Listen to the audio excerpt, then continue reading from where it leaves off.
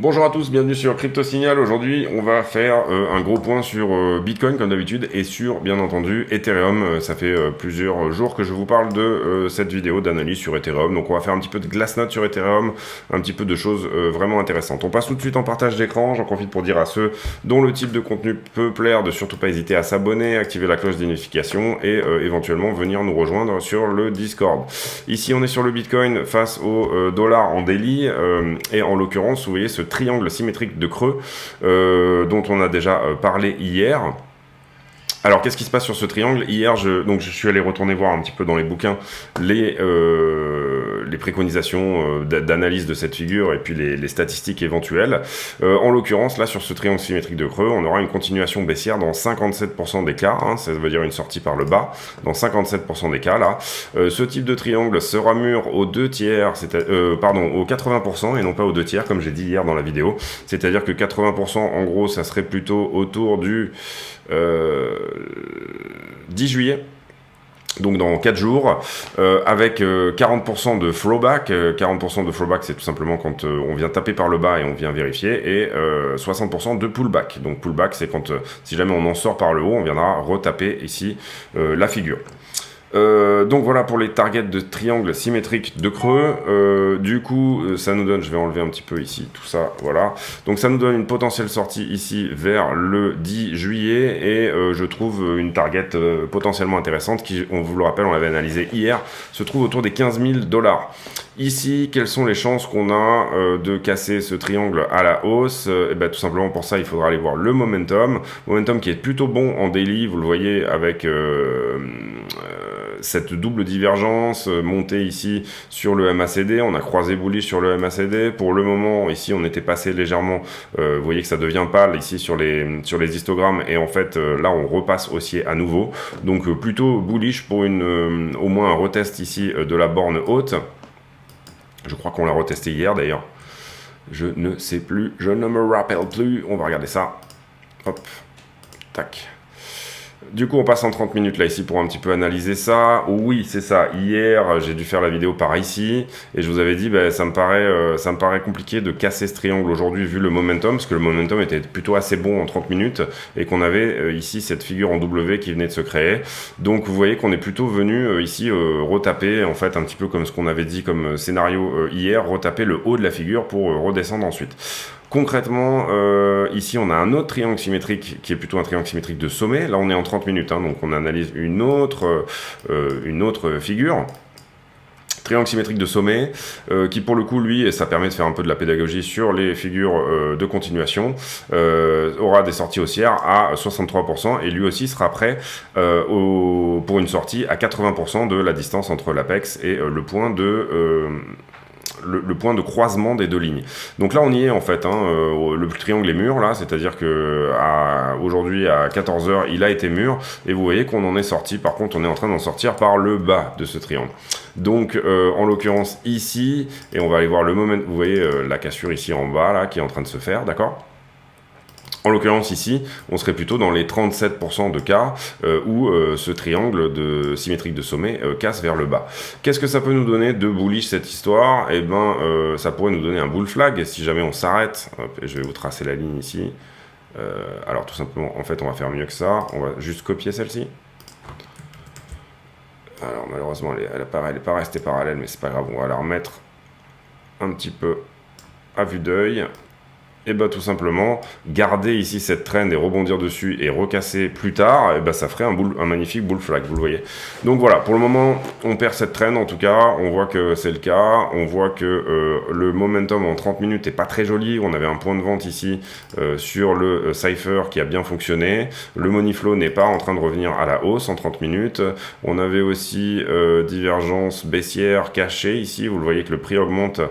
Le RSI augmente aussi, donc excusez-moi, ça doit peut-être plutôt être dans une time frame un peu plus importante. Voilà ici le prix qui augmente, le RSI qui descend, divergence baissière cachée.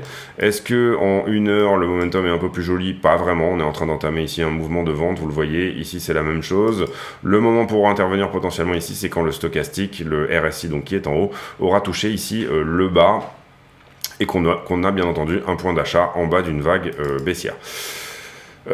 Si vous comprenez pas ici comment j'utilise cet indicateur là, n'hésitez pas à aller voir les tutos, hein. Les tutos sont faits pour ça. Ici l'idée c'est tout simplement de vous aider à utiliser les outils plus que parce que moi je fais une analyse là maintenant, par exemple je vous fais une analyse en 1 heure, peut-être que dans 2 heures, 3 heures au moment où la vidéo sera sortie, cette analyse ne sera plus valable, donc allez voir les tutos s'il vous plaît. Je crois que j'ai que la moitié un peu des vues que j'ai d'habitude sur les vidéos un petit peu qu'on va parler où tout est un peu prédigéré, pré-mâché. C'est dommage parce que l'idée ici c'est j'ai fait un tuto sur Coinalyze, j'ai fait un tuto sur même comment utiliser TradingView, j'ai fait un tuto sur qui manipule le prix, donc où j'explique les options, où j'explique toutes ces choses là. N'hésitez surtout pas à aller les voir parce qu'ils sont là pour ça. Le sentiment désormais, le carnet d'ordre ici vous le voyez qui est plutôt basé à l'achat comme d'habitude. On a plusieurs ordres qui sont insérés un petit peu à la vente ici, c'est-à-dire que ici le marché est potentiellement en train de pricer le fait qu'on fait un range entre 18 500 et 22 000. Pourquoi pas, en tout cas on a pas mal d'ordres qui sont insérés ici dans le range. Vous voyez que ici par exemple on n'avait rien du tout, hein, sur ce premier rebond là de la fin de semestre, je me rappelle, on n'avait vraiment rien, et là petit à petit on a de plus en plus de force vendeuse qui vient se créer. Vous comprenez ici que le cœur du poulet là ici c'est toutes ces bandes jaunes autour des 16 500 qui pourraient arrêter le prix, hein, en fait si jamais on fait un sell-off. Voilà, c'est ça qu'il faut surveiller ici, c'est quand est-ce que se positionnent les gros ordres à l'achat. Max Pain Price à 20 000 pour vendredi, donc on va pas traîner là-dessus, on va passer. Ici, je vous ai déjà noté les niveaux éventuellement à prendre. On est venu chercher très exactement les deux niveaux de short que j'avais montré hier. Il y en avait un là, je me rappelle, il y en avait un là. Et là, en l'occurrence, ici, on s'est construit plutôt sur du long, donc on aura un niveau de long ici à venir prendre. Vous voyez, augmentation de l'open interest, augmentation du funding. Donc le nombre de contrats en circulation augmente en même temps que le taux d'intérêt variable est plutôt payé par une majorité de longueur, ce qui veut dire que cette ouverture de contrat s'est faite plutôt sur du long. Et puis ensuite, on a une légère augmentation ici de l'OI avec un funding qui descend, donc on aura un niveau de short à venir chercher là. Concrètement, une grosse position, je la vois ici, qui s'est ouverte là. Donc intéressant aussi, alors c'est pile sur oui, c'est pile sur le niveau, donc ça correspond au niveau de short dont je vous parlais, autour des 20 200.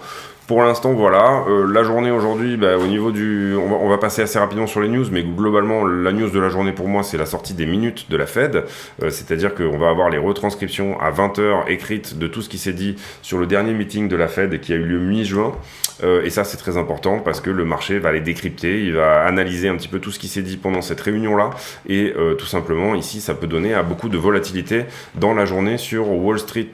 Voilà pour le sentiment, donc on passe sur les news, on va directement sur Ethereum.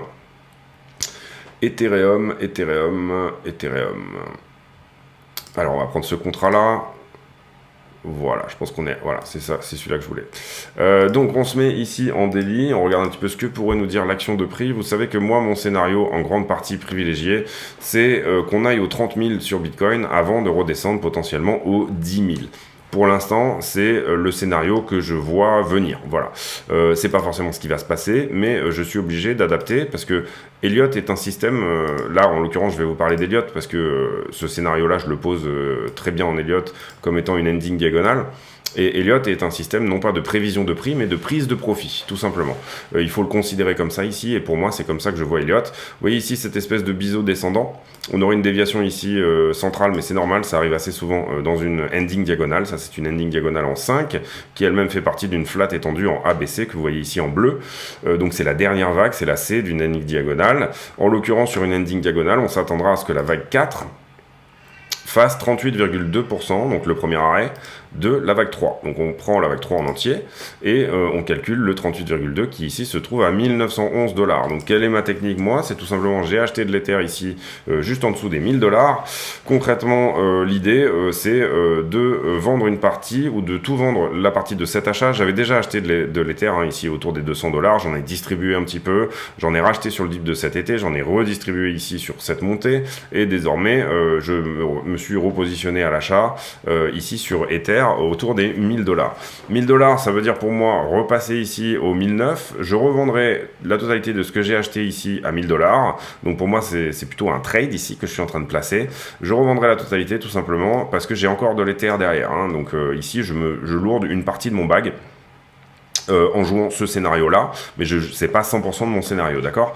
Et ici, si jamais on redescend à nouveau, j'aurai à nouveau un point d'achat autour des 1000 $, et j'aurai un autre point d'achat qui, lui, se situera autour des 600-650 $. Donc, vous comprenez ici que j'essaye de faire x2 sur ce petit bag ici d'Ether que j'ai acheté. J'essaye de le doubler par le biais de cette technique-là, de me dire, ah ben moi, je pense qu'on va avoir plutôt un été, un mois d'août qui va être joli, juillet-août va être plutôt joli pour moi, et potentiellement ici, confirmation éventuelle, des mauvais earnings en août, à la fin août, etc., début septembre, des earnings qui sont pas très bons pour le trimestre, etc. Voilà, des choses qui sont pas très jolies, qui pourraient du coup nous emmener les cryptos vers un nouveau plus bas. À voir déjà comment ça va se positionner, mais en tout cas, moi, ma stratégie, elle est là, elle est posée, j'ai déjà fait mon ordre d'achat, j'ai déjà placé mes ordres de vente, au cas où tout ça se passe dans la nuit, tout simplement, ou que je ne le vois pas arriver, et puis, même s'il y a peu de chances que ça arrive, et ici, j'ai pas encore placé mes nouveaux ordres d'achat, mais ça sera le cas ensuite assez rapidement. Sur le Glassnode, il faut comprendre ici que beaucoup d'Ether a été accumulé, comme je l'ai fait moi, en 2019-2020. Donc sur des prix autour de 200 $, vous le comprenez là ici. En l'occurrence, ici, vous allez le voir sur Glassnode, si on regarde les pourcents, 1% des adresses, les 1% des adresses les plus conséquents, possède ici 95% de toute la supply d'Ethereum. C'est-à-dire que ici, quand on était en juillet 2016, ce ratio-là était plutôt à 70%, et il y a eu une vague d'achat des grosses baleines sur Ether, les 1% les plus gros, et tout ça a été énormément acheté sur toute cette zone-là. Donc en gros, on a un prix d'achat qui se trouve à 8 $ jusqu'à... Globalement, si on prend vraiment un petit peu la fin de la parabole, allez, on va le prendre comme ça, 168 $. Donc concrètement, les gens qui ont ici énormément accumulé de l'Ethereum, tout simplement, concrètement, ici, se placent à la distribution, et c'est tout à fait logique et normal que ça se passe comme ça. Pourquoi ? Parce que tout simplement, Ethereum est plutôt dans une config de Bitcoin 2017 que dans une config de Bitcoin 2020. C'est très early là, ce qui se passe sur Ethereum. Donc c'est pour ça que vous voyez que les adresses à plus de 1000 Ethereum sont en distribution constante, ici, là, vous voyez, depuis l'ATH de 2017, ça s'explique complètement par cette espèce de... cette très forte accumulation entre, on va dire, 10 et 200 $. Et puis ensuite, ici, c'est les adresses à plus de 10 000 Ethereum, vous le voyez, qui sont en augmentation ici. Grosse distribution suite au dump. Ensuite, grosse distribution à nouveau pendant tout le bear market de 2018, 2019, 2020. Et puis ensuite, début 2021, réaccumulation à nouveau avec la hausse du prix. Et là, en ce moment, redistribution assez conséquente. 10 000 Bitcoin, bon, c'est moins flagrant, mais on est quand même ici, vous le voyez, sur la descente, sur une distribution.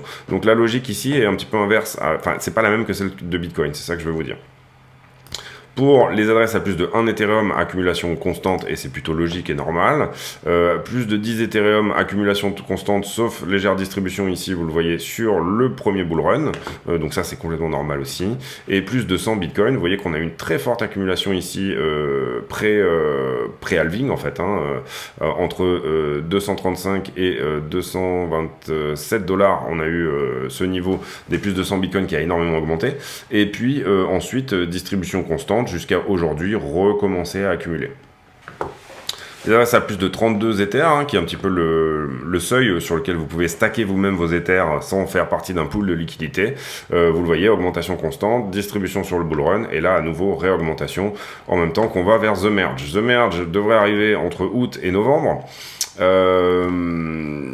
Vous comprenez ici que si jamais The Merge est tout le temps décalé, c'est forcément qu'il doit y avoir des problèmes. On nous dit oui, ça marche très bien, c'est super, on a fait le testnet, tout fonctionne, etc. et tout, mais vous comprenez ici, je crois que c'était Grand Tank Crypto qui avait expliqué ça comme ça, qu'on est un petit peu en train de changer les pneus d'une Formule 1 en pleine course sans s'arrêter au stand, puisqu'il faut que la blockchain Ethereum actuelle continue à fonctionner tout simplement pendant que... si vous voulez, la blockchain Ethereum actuelle va faire partie de la blockchain d'Ethereum 2. On ne change pas de blockchain ici, c'est vraiment, on rajoute un shard tout autour de... c'est comme si on rajoutait, on a déjà rajouté une colonne vertébrale, etc. Et que tout simplement, Ethereum 1 n'est qu'une vertèbre de tout ce système.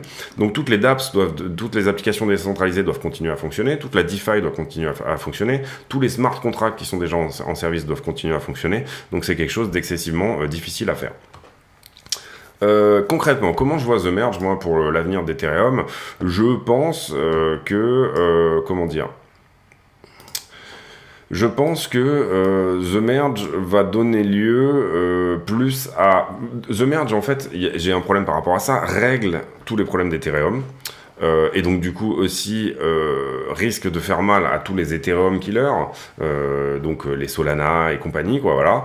Et puis d'un autre côté, The Merge va forcément créer une rumeur qui va créer une news, qui va forcément créer un sell-off aussi. Au moment où la news va vraiment sortir, on a plus de chances qu'Ethereum baisse plutôt que Ethereum monte. Mais là, on a tellement accusé une baisse énorme que on a un potentiel rallye qui peut se créer, soit avant The Merge. Alors je pense que le marché en a marre qu'on lui dise c'est décalé, c'est décalé, c'est décalé, et ça c'est tout à fait normal.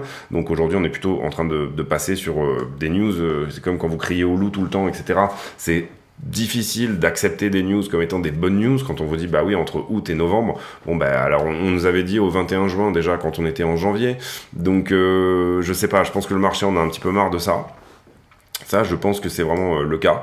Et je pense aussi que du coup, ça peut un peu inverser ce type de stratégie et de technique où finalement, quand ils vont faire The Merge, la news, ça sera plutôt The Merge a enfin lieu, si vous voulez. C'est-à-dire que ça y est, c'est arrivé de notre vivant. On n'a pas une barbe, on n'est pas en train d'attendre ça depuis des décennies. Et en fait, finalement, peut-être que ça va se transformer en rumeur qui dit que The Merge n'arrivera pas, ou finalement, le jour où vraiment The Merge a vraiment lieu, on aura un petit rallye de 2-3 semaines avant qui confirme la date potentiellement, mais que ça va pas forcément engendrer un sell-off majeur. C'est un petit peu des questions que je me pose actuellement. Avant j'étais plutôt moi je vais vendre une bonne partie de mon bag juste avant The Merge. Globalement, j'en ai quand même déjà pas mal vendu ici sur toute la montée et pas mal vendu sur les deux montées. Voilà, la question ici vraiment c'est comment va être accueilli The Merge tout simplement sur le prix d'Ethereum. Est-ce que ça voudra dire que Ethereum au moment du passage au Proof of Stake va vraiment passer comme la maman des altcoins avec vraiment son propre pricing qui ne sera ni dépendant du Bitcoin ni dépendant des altcoins? C'est vraiment des questions qu'on peut se poser en amont. Comment le marché va réagir à cette prouesse technique finalement qui est le passage au Proof of Stake. Donc intéressant, je pense, en tout cas, pour moi, si on était en rallye actuel, je serais déjà en train de distribuer sur la news de The Merge, mais j'ai l'impression que finalement, la news, c'est plutôt est-ce que The Merge aura lieu, voilà, je m'explique peut-être pas très bien, mais en tout cas, je pense que vous avez compris ici le fond de ma pensée. On est à 17 minutes de vidéo, on va juste analyser Ethereum contre BTC. Ethereum contre BTC, relativement intéressant aussi, puisqu'on avait cette config en ta séance là, que je vais vous dessiner. J'en ai déjà parlé sur la chaîne, puisqu'elle a lieu depuis 2018, donc voilà. On avait cette config en ta séance, vous voyez que le breakout n'a pas eu lieu, en tout cas il a été foireux là, ici à cet endroit-là, et qu'on n'est pas du tout allé chercher les targets, etc. Est-ce que cette figure, qui date depuis 2018, est invalidée? Pour moi, non. Pour moi, une jolie tasse séance, en général, tout simplement, elle se cale au 0,5. C'est-à-dire que la tasse doit être d'à peu près, la figure de la once doit être de à peu près 0,5 de la tasse. Et là, vous voyez que on a pile rebondi sur ce ratio-là, hein, des 0,5. Donc, on a corrigé ici toute cette montée de moitié. Et potentiellement, et ici, on repart en tendance haussière. Est-ce que ça veut dire qu'on ne peut pas descendre plus bas? Bien entendu que non. Et si jamais on devait descendre plus bas, pour moi, la target, elle serait tout simplement ici au 0,03, c'est-à-dire une division par deux de la valeur de vos Ethereum par rapport à vos Bitcoins.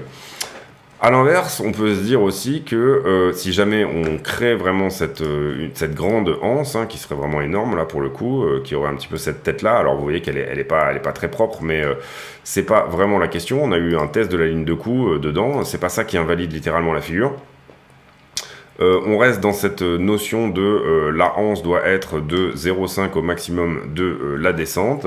Donc si on a cassure ici de cette ligne de coup, on reste sur la même target, c'est-à-dire Pour la target la plus craintive, la plus frileuse, 0,12 et pour la target la plus impressionnante, 0,15 BTC pour un Ethereum. Est-ce que ça veut dire que vous devez ici switcher vos Ethereum en BTC? De toute façon, ce que vous devez faire n'intéresse que vous et ça n'est pas la question. Personnellement, moi, je le fais pas parce que je considère que mes bitcoins sont un excellent hedge de diversification par rapport aux altcoins qui corrigent extrêmement fort dans un contexte ici assez compliqué au niveau macro et au niveau même macro crypto, enfin que sur le niveau, sur la cryptosphère en général.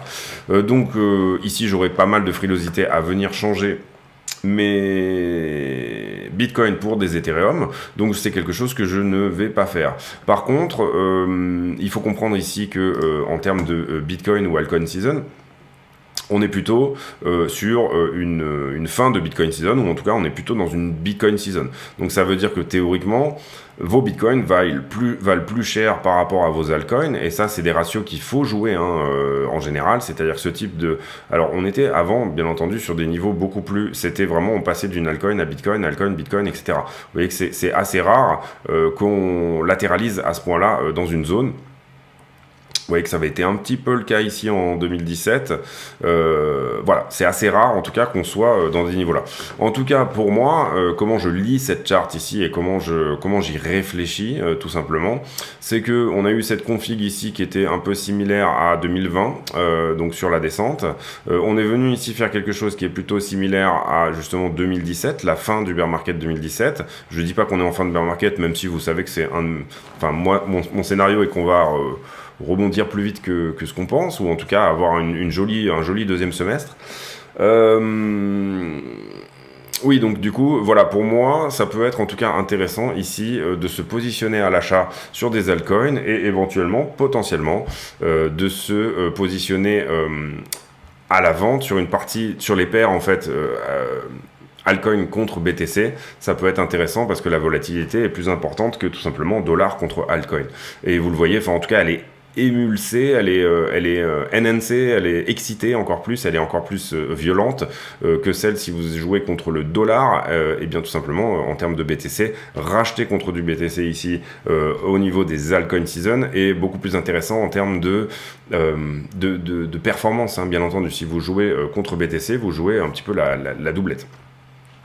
Donc l'idée elle est là, donc oui on sait que quand on était à des niveaux là ici par exemple de 20 ou 22, on était complètement en Bitcoin season, c'était plutôt le moment de se positionner à l'achat sur des alts contre BTC, et à l'inverse quand on sera en altcoin season, ça sera totalement le moment idéal pour faire l'inverse. Très important à comprendre ça, et très important aussi à comprendre, je pense que je ferai une vidéo dédiée sur la puissance potentielle de jouer les paires contre BTC. Je ferai une vidéo explicative un petit peu plus longue pour vraiment bien expliquer tout ça et à quel point finalement vous avez une sorte de levier là qu'il est intéressant d'utiliser.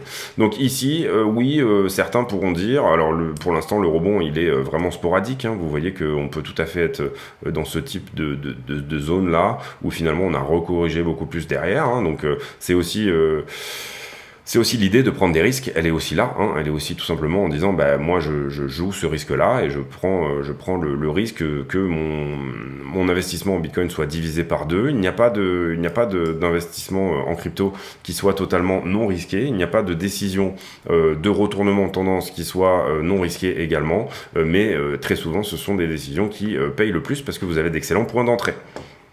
C'est ça que je veux dire. Je pense qu'on a fait le tour sur Ethereum BTC. Je pense qu'on a fait même le tour sur Ethereum. On a fait un petit peu de Glassnode. On est allé voir un petit peu les choses. On a vite fait un petit peu de fondamental. Vous connaissez le projet Ethereum, donc on va pas ici détailler un petit peu. On pourrait éventuellement aller sur Messari et regarder si surtout tout ce qui est transfer value, c'est-à-dire ce genre de choses. C'est-à-dire tout simplement, est-ce que les frais de transaction sont plutôt ici à l'augmentation, hein, le volume de transaction, est-ce qu'il est plutôt à l'augmentation? Et vous voyez qu'en l'occurrence, on est plutôt à la diminution ici. Donc depuis novembre 2021, on n'a plus grand monde qui échange en Ether ou qui veut des Ethers. Ça tient à quoi? Tout simplement, ben, on a les NFT qui sont beaucoup moins utilisés, hein, qui sont en ce moment un petit peu en berne, et c'est normal, hein, on avait une bulle là-dessus, donc elle dégonfle. Par contre, sur la DeFi, moi, ce qui m'intéresse de voir, c'est que vous voyez, Luna Luna, c'est la grosse bande bleue qui est en haut, là, qui était littéralement en train de prendre quand même un paquet de parts de marché à tout le monde. Le collapse de Luna, donc le fait que Luna s'arrête ou s'effondre, il a bénéficié à qui? Et ça, c'est intéressant. Vous voyez que la valeur d'Ethereum ici, depuis le collapse de Luna, elle a augmenté. Elle est passée donc de 57% à 65%, donc plus 10%. Donc ça m'intéresse parce que sur la DeFi, Luna a beaucoup pris. Vous voyez que l'autre grand gagnant de cette histoire-là, c'est Tron, hein, où on est passé de très peu de valeur 1,84 jusqu'à 3,40, quelque chose comme ça. Et puis on a aussi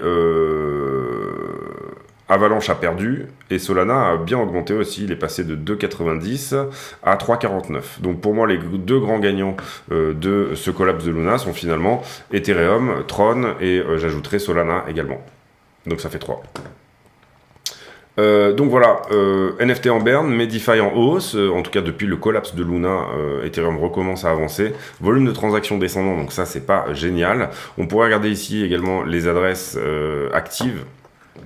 Là vous avez la supply en smart contract, vous voyez qu'elle est en train de quand même relativement latéraliser, mais à l'augmentation malgré une diminution de prix, c'est ça que je veux dire sur le long terme. Vous voyez, voilà, tout ce qui est en smart contract commence à être intéressant. Et ce qu'on voulait voir sur Ether aussi, c'était la supply adresse active, les nouvelles adresses créées sur Ethereum. Vous voyez qu'on est plutôt à la diminution, hein, donc c'est pareil, ça voudrait dire que les gens commencent à bouder un petit peu Ethereum. Le nombre total d'adresses, qui augmente, mais ça c'est relativement normal. Et les adresses qui n'ont pas zéro sur Ethereum, qui n'ont pas zéro Ethereum, qui ont une balance de plus de 0, qui est à l'augmentation ici. Les adresses actives, grosse diminution, hein, vous le voyez là. Alors je crois, oui c'est ça. Alors ici, Glassnode nous met un disclaimer qui nous dit attention, suite au hard fork du grès glacier, donc c'est cette fameuse, la bombe de difficulté a été décalée de 100 jours. Donc la bombe de difficulté, c'est une incitation pour passer du proof of work au proof of stake en créant de la difficulté pour les mineurs. Donc du coup, les mineurs se dirigeraient potentiellement plus vers du stacking, ou en tout cas beaucoup de mineurs débrancheraient, et donc du coup, l'incitation de passer sur la blockchain Ethereum 2.0 serait plus importante. Et ici, ils nous disent attention, on a besoin de faire un update sur notre node Ethereum depuis le grès glacier network, donc depuis le passage au grès glacier, je crois que c'était il y a une dizaine de jours. Nous avons des delays, nos métriques sont pas bonnes. On espère régler ça d'ici au 5 au 6 juillet. Donc je pense que cette grosse baisse là ici est suspecte sur le dernier jour, et je pense qu'elle tient en fait au passage au grès glacier. Donc on va pas tenir compte de cette mèche, on va pas l'analyser comme ça, puisque Glassnode nous dit de ne pas le faire. On a fait le tour là ici, je pense, sur Ethereum. Voilà, c'était une grosse vidéo un petit peu d'update sur cette asset. Vous voyez qu'on a posé des choses un petit peu, on a posé une stratégie, on a posé aussi des choses un petit peu philosophiques, au sens où on s'est demandé si finalement The Merge allait donner un sell-off ou allait donner plutôt un achat, et ça c'est plutôt de la psychologie de marché. On a regardé le sentiment, on a regardé comment se comporte l'offre. On a fait un tour d'horizon assez intéressant, je pense.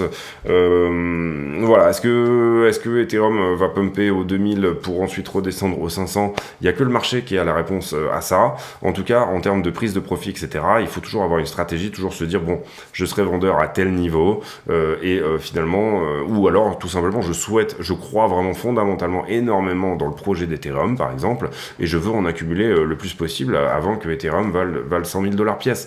Ethereum est désinflationniste, c'est ça qui est intéressant. J'avais fait une vidéo là-dessus qui expliquait que après le passage au proof of stake, en fait, il y aura plus vraiment de minage d'Ethereum, etc. Il y a eu aussi le London Fork, il y a eu des tas de choses qui ont fait que Ethereum désormais est déflationniste. Donc ça, c'est intéressant. Ça, c'est quelque chose de vraiment intéressant au sens où vous avez cette possibilité que la supply se resserre. Donc on a une force ici qui fait monter la valeur d'elle-même, sans forcément qu'il y ait de volume vendeur ou de volume acheteur. À l'inverse, Ethereum est centralisé, Vitalik Buterin, etc. Donc c'est pas du tout quelque chose qui répond à du stockage de valeur. C'est quelque chose qui répond à très rapidement créer de la valeur et très rapidement aussi développer des solutions technologiques. Et ça a été le cas, hein, puisque Ethereum est plus ou moins sa force sont l'invention des smart contracts, et que déjà Ethereum a un niveau de réseau très important, puisque la plupart de la DeFi est actée dessus. Vous l'avez vu, 65% je crois dorénavant, et puis également la plupart La plupart des NFT ont été créés sur Ethereum. Voilà, les bonnes questions à se poser maintenant, c'est est-ce que Ethereum restera toujours premier? Est-ce qu'un Ethereum killer peut tirer son épingle du jeu? Je pense que c'est le cas, bien entendu. Et je pense que de toute façon, dans un contexte trop centralisé, il est très important d'avoir des compétiteurs pour que Ethereum se remette en permanence en question. Vous avez vu qu'Ethereum est très centralisé, 95% de l'offre détenue par 1% des adresses. Et vous avez vu également que c'est le cas pour Bitcoin. J'étais allé voir ces chiffres-là, mais sur Bitcoin, je crois qu'on est à 90 ou 92% également. Et puis voilà, il faut essayer ici en tout cas, toujours avoir une stratégie, c'est ce que je vous ai expliqué là dans la vidéo. Si vous vous positionnez à l'achat, réfléchir à quel sera votre point de vente et le point d'achat suivant éventuellement, que ce soit en utilisant Elliott ou en utilisant tout simplement votre tête et votre déduction et votre manière, excusez-moi, de voir les choses. C'est tout pour moi aujourd'hui, je vous souhaite une excellente journée à tous. Si le contenu vous plaît, abonnez-vous, activez la cloche de notification et éventuellement rejoignez-nous sur le Discord. Mettez un like aussi, c'est vraiment des choses qui peuvent pousser les vidéos vers le haut si vous pensez qu'elles valent le coup d'être vues par plus de monde. Et puis mettez un petit commentaire d'encouragement éventuellement. J'ai pour habitude de demander à ceux qui suivent les vidéos jusqu'à la fin de laisser un commentaire à la con. Le commentaire à la con du jour sera est-ce que vous êtes plutôt Mac ou PC? Voilà, ça nous permettra d'échanger sur des choses qui sont un petit peu différentes que juste le BTC et des bougies japonaises. C'est tout pour moi aujourd'hui, je vous souhaite une très bonne journée et on se retrouve bientôt on se retrouve demain pour une nouvelle vidéo. Je pense que demain on parlera de Chiliz peut-être, à voir, c'est un asset sur lequel j'aimerais peut-être faire une update. Donc pourquoi pas. C'est tout pour moi aujourd'hui, je vous souhaite une très bonne journée à tous, à bientôt.